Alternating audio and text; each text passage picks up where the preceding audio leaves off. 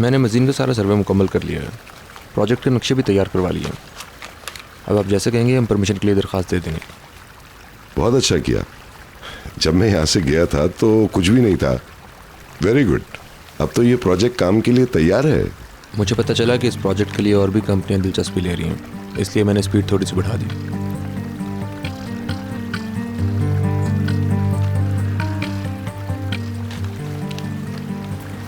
जरा मैं बहलूल से बात कर लूं, फिर इस पर तफसील से बहस करेंगे। All right. Hello. Hello, you are welcome. अंदर आओ, बैठो।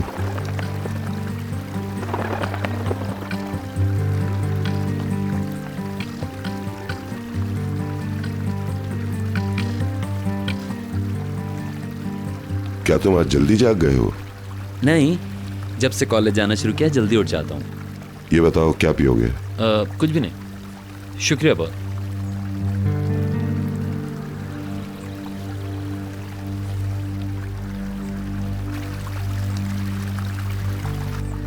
अंकल जी, सबसे पहले मैं माफी मांगना चाहता हूँ। मैं आपकी इज्जत पर हर्फ नहीं आने देना चाहता था, तभी ऐसा हो गया। बहुत बुरा हुआ। मगर उसके बाद आपने जो कुछ किया, मैं कुचल के रह गया। अपने हनीमून पर भी आपने पैसे ट्रांसफर किए मेरे अकाउंट में। तो मैं और क्या कर सकता था? बड़ी बात थी, मेरे लिए बहुत अहमियत वाली बात थी। आप फिर भी मेरे बारे में सोचते रहे। मगर ये बात मेरे लिए सजा भी थी।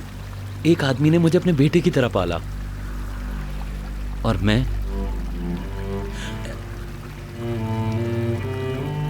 मैंने सोचा मैं 25 साल का हो गया हूं और अभी भी आप पे डिपेंडेंट। बस आज के बाद से मैं अपना खुद। एक मिनट रुको, एक मिनट। मैं तुमसे बात करना चाहता था जब भी मैंने तुम्हें यहाँ बुलाया है। जो मैं कहना चाहता हूँ तुमसे, पहले वो सुनो।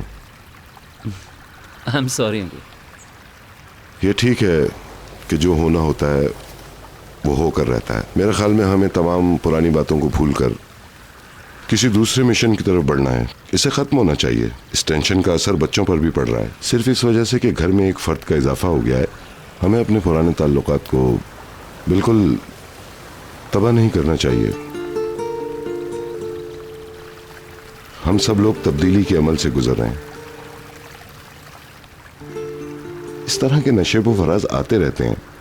अपने बच्चों के लिए और तुम्हारे लिए भी मैं यही कहूँगा, और अपने बच्चों के लिए भी। मैं तुम्हें अपनी औलाद की तरह समझता हूँ। मैंने तुम्हें कभी उनसे अलग नहीं समझा, और मैं उम्मीद करता हूँ कि तुम मेरी इन बातों को अच्छी तरह समझोगे।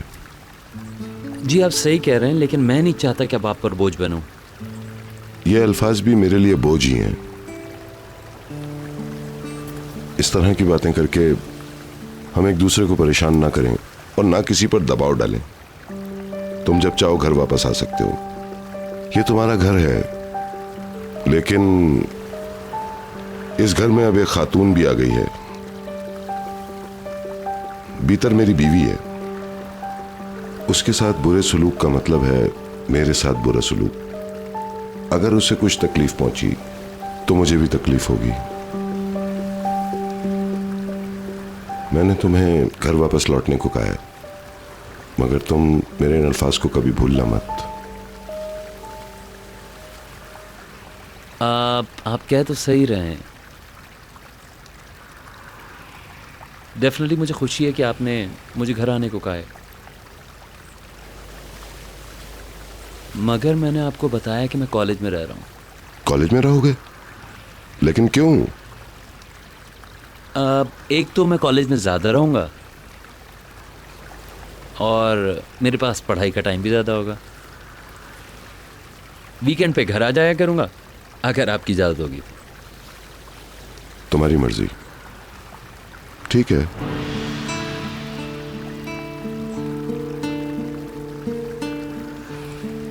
इस तरह बच्चे भी मेरे ना होने के आदी होते चल जाएंगे। उनमें एक्सेप्टेंस पैदा होगी।